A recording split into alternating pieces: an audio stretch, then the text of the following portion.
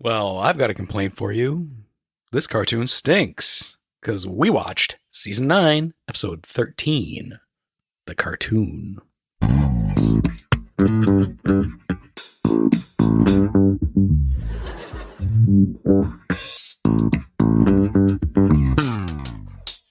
So, Katie.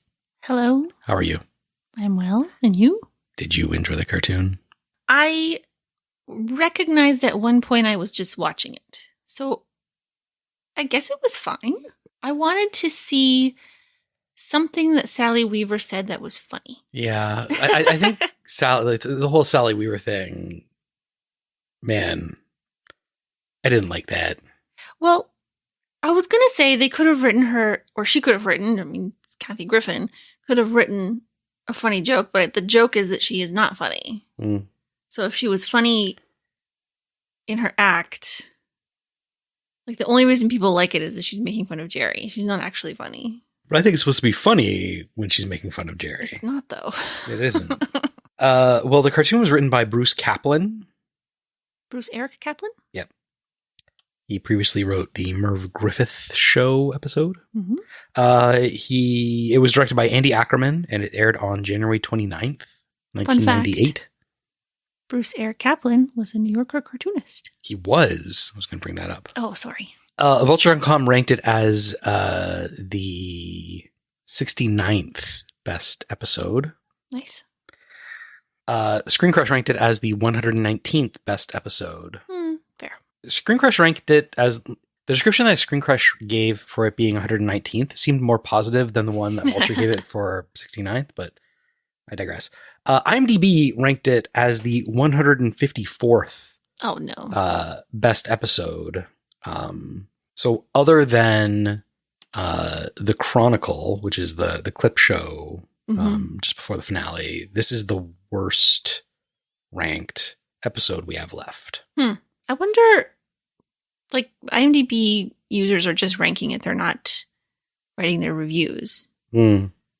I wonder what they didn't like so much about it. And was it Kathy Griffin? Yeah, probably. Like, I mean, the title is The Cartoon, and I think you remember the cartoon. Mm-hmm. Doesn't really play... Like, the cartoon that Elaine writes is more memorable to me. I couldn't remember what the cartoon was that she didn't understand, but I remembered I Wish I Was Taller. But this is one of those that it could have been called The Lookalike, The One-Woman Show, Yeah. The Silence. Like, calling it The Cartoon, I mean, that's the C story? Yeah, probably. And, like, it doesn't really get resolved other than the, like, Ziggy cartoon the next day. I call that resolved. Does Elaine still work for the New Yorker? Did she get fired? Well, she's a I guess if you freelancer. plagiarize your first cartoon that you submit, you probably get fired. Do you think the Ziggy Trust would have noticed if Mr. Peterman hadn't gone to his archive? I'm sure some other Ziggy nerd would have emailed into the editor and complained. But could they prove it? You were talking about who wrote and directed it. No, we finished all that. Oh, okay. Well, let's throw it back to last week then when I asked you if you remembered what the cartoon is about. Elaine does not understand a New Yorker cartoon. And? I think I nailed it. Sally Weaver's one-woman show about Jerry is a hit. George's girlfriend resembles Jerry. A New Yorker cartoon confuses Elaine. Kramer stops talking. Now. Now? Oh, now. I mean, for not really being an episode that, like, you know, I think people would, like, bring up and remember if you just asked them to, like, list off Seinfeld episodes. I think there's a lot of, like, memorable... The Jerry lookalike should be... I should have heard about this. Yeah, probably. They really got an actress that looked a lot like Jerry. Yes. You don't think so? I think... like, sibling enough. Like, not like, identical. Sure. Yes, I can see that. And I think she actually looked maybe less like him when she cut her hair. I think it was just too odd, and I wasn't looking at her face. It looked kind of like somebody in costume on, like, Saturday Night Live. Yes. Yeah. Yeah. It was Kate McKinnon playing Jerry Seinfeld. Yeah. I wrote when she does cut her hair, it's not poofy enough and it's not mullety enough to be Jerry's hair. It is a wig over hair. So the guest stars, Tracy Nelson played the role of Janet. She was in Murphy Brown, Seventh Heaven, and a movie called Killer Bees. She's still acting. She's in a lot of like horror thriller made for TV movies. And then the other guest star that I thought was notable was Paul Benedict, who played Mr. Elenoff, who was the cartoon editor at the New Yorker. He was in The Addams Family. Yeah. This is Spinal Tap and A Mighty Wind. Going back to the wig on top of hair, I thought that the actress's hair looked like a wig. Like she had a strangely big head or strangely done hair. Oh, it was the 90s. Maybe she had to bump it. So Susan's dead. Yeah, this is quite the interaction on the they don't faff about with small talk or pleasantries. No, you're terrible and you should quit. That's what Jerry always says. That's after we should bring up the line that Kramer says that UNICEF is the perfect cover for a money laundering operation. You can't keep track of kids in those orange boxes. I'm pretty sure that kids on Halloween have come to us with like... Really? They don't do that anymore? I don't know. I'm sure. Who also has coins? I don't know. I mean, I'm fairly certain we have had kids come to our door with like fake charity, whatever. I never know the chocolate bar sales and all that stuff, so I just blanket say no to everything. But I remember having the orange UNICEF box when I went trick-or-treating. Oh, yeah, for sure. And you had to bring the box back. Yes. Otherwise, you got into a lot of trouble. Yeah. So you had one, too. I wondered if it was a Catholic thing. No, I don't think so. Just all children? They just gave kids them before Halloween. Yeah. And then they started giving kids the, like, reflective, like, elastic bands. Do you know what I'm talking about? Mm-mm. Oh, wait. Yes. Yeah. It was just like a loop of elastic. Yeah. That was like...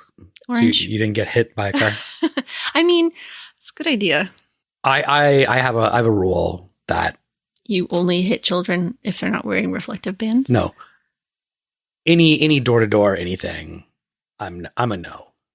Yeah, I don't believe that it is or ever was a viable business model, and really since the pandemic, nobody should be advertising door to door. I don't know about ever. Like, you have, like, housewives that aren't allowed to leave the house in the 1940s. You bring a vacuum around to them, and they're like, yeah, this is a fantastic invention. I'll probably buy it. I'm not talking about the 1940s. I'm talking about today. You said ever. Okay. But today... I wasn't the one that brought up the past. You brought up the past. I just... Okay, we'll have to look up... Was door-to-door sales ever lucrative for the salesman? I'm sure it was. As far as I know, he died. What salesman died? Jerry asked Elaine, what did you want to be? She goes, I don't remember, but not this. I saw a tweet and it was like, Seinfeld is the best sitcom. Nobody's trying to start a family. Nobody's trying to get ahead in work. Everybody just wants to, like, date, hang out with their friends.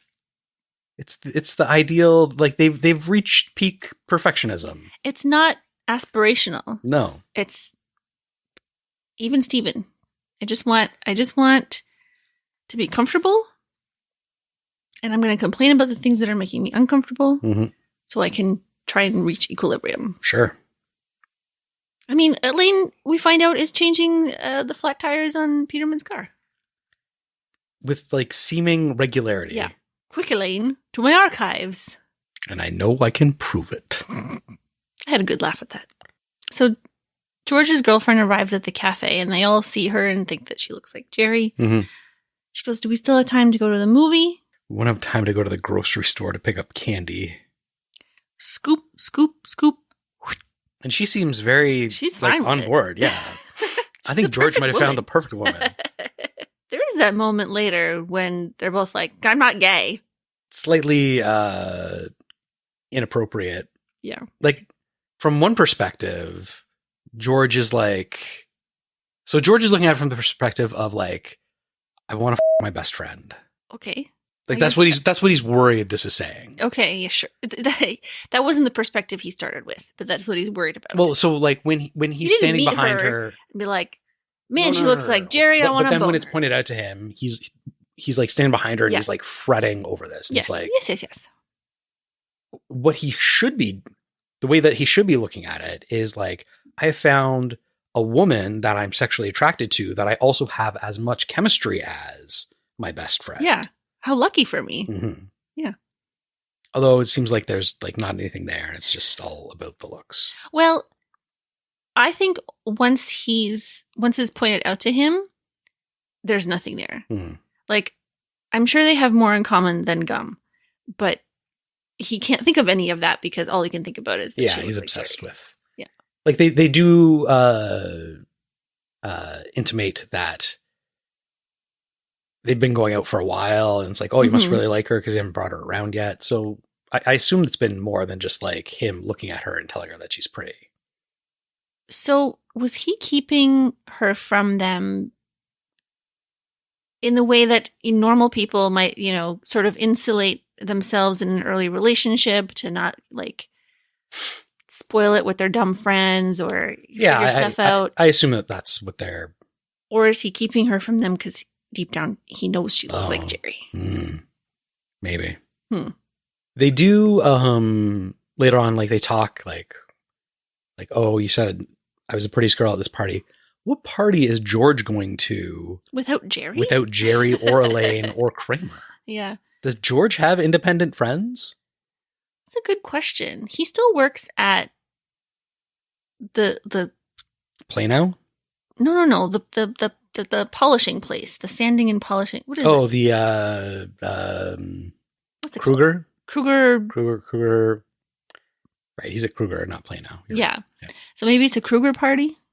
I guess so. I did like the line when George brings her over and Kramer goes, and you must look exactly like Jerry. I was wondering how you felt about Kramer in this episode because, like, Kramer's storyline is he stops talking. Mm-hmm. You usually find what Kramer says funny, but don't like the like physical. I think there was a lot of really funny lines that he had, especially so, like the no filter, like to Sally Weaver, you should quit. No filter to Janet, you look exactly like Jerry. Mm-hmm. Even when he's explaining to George and Jerry, like, I'm going to take a vow of silence. He's like, because I've said this. And what do I need to do? Gossip with everyone in the apartment and tell everybody at the coffee shop? Because I've done that already. Yeah.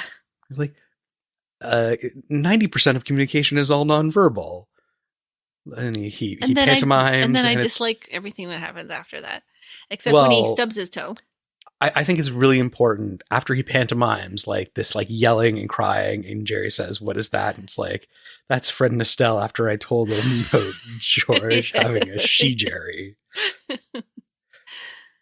But what he's doing when he's pantomiming too is he's mouthing words. Yeah, it doesn't, you're stretching the definition of nonverbal there a bit. When George and Janet leave, and Kramer turns around in Jerry's kitchen and Jerry pushes him. It looked like a real push. And they bust open the fridge door. Did you notice? Oh, yeah. I think in one of the articles I read about this episode, they like point that out, that it was like left in as a whatever. I don't know. It's closed by the end of the scene. Yeah. But I wanted a little ad-libbing. I wanted Jerry to then like slam the door shut. So the New Yorker actually held a contest with the picture of the pig at the complaint department and had like send in your best line for this cartoon. Do you want to know what won? Of course I do. Stop sending me spam.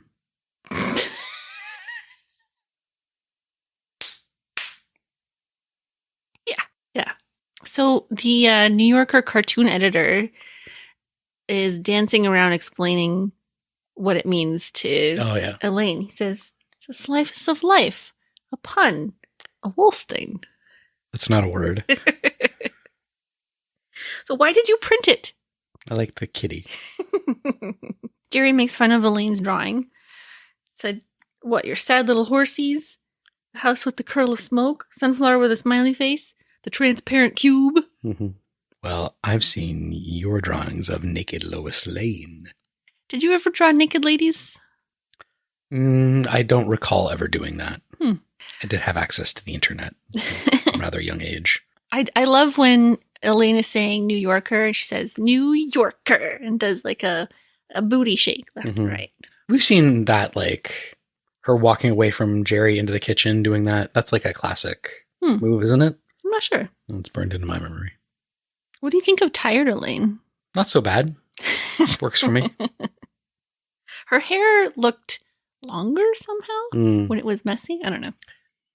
She didn't have this short hair in the previous episode, right? Like, I think it's like a curly bob going on. It looks like a curly bob. I think it might be a clever, like, French knot or something at the back. Okay. I think there might be some pinning going on. Because I don't think her hair is this short. Right. So do you know the story between Jerry Seinfeld and Kathy Griffin?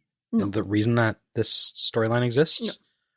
So in an interview that she did with Conan O'Brien, she mentioned how Jerry was like cold and like mean to her when she was on the earlier episode, The Doll, and then had like a joke about it in her stand-up, and Jerry Seinfeld saw it. And so he like wrote a letter apologizing and like turned it into like brought her back and like brought it in and made a storyline. And in like Kathy Griffith's autobiography, she like has a copy of that letter from Jerry Seinfeld. Oh, that's nice. Yeah.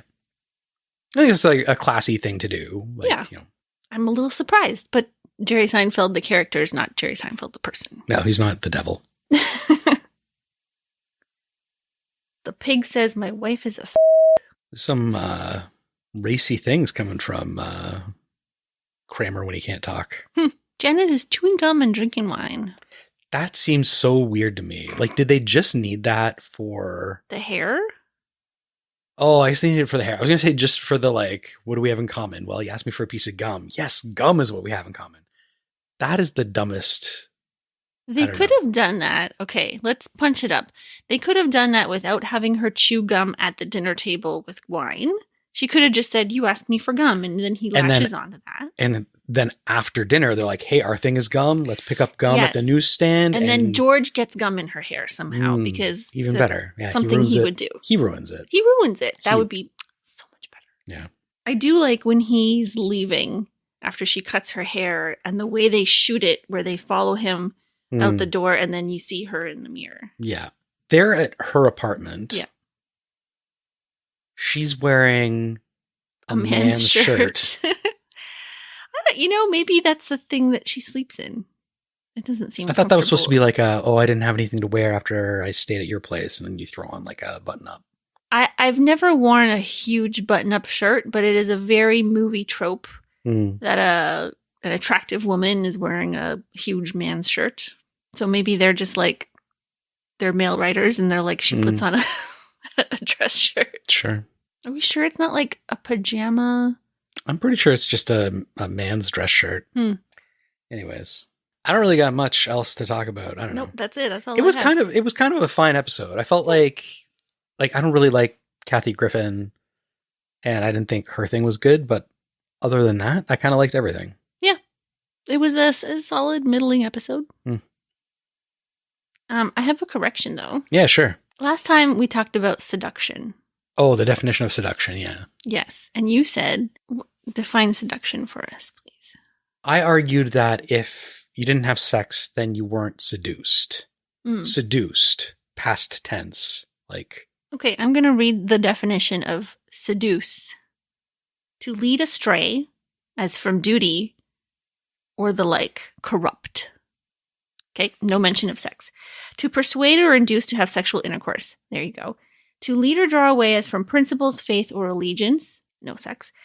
To win over, attract, or entice. A supermarket seducing customers with special sales. Yeah, sure, but we were talking about it in a sexual context. Supermarkets are not having sex with their No, customers. but that's not what we were talking about. But it is. That's the definition of the word. And you said it only means you're trying to have sex with somebody. Elaine was trying to lead Newman astray. So I am right. And your shirt's on inside out, so you can't say anything. Well, what's on tap for next week? The strong box. I looked at this title and I got nothing. Okay. Not even a guess? Not even from the picture? It's George. That's all I got. Yeah, this like late season 9, I don't know. It's not not in there.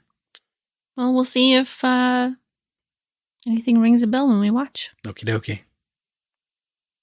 Well, bye. Bye-bye. Believe it or not, this is our podcast. Please subscribe at the end. If you subscribed, we would be happy. Please subscribe to us. Believe it or not, it's our podcast. Is that a Seinfeld reference?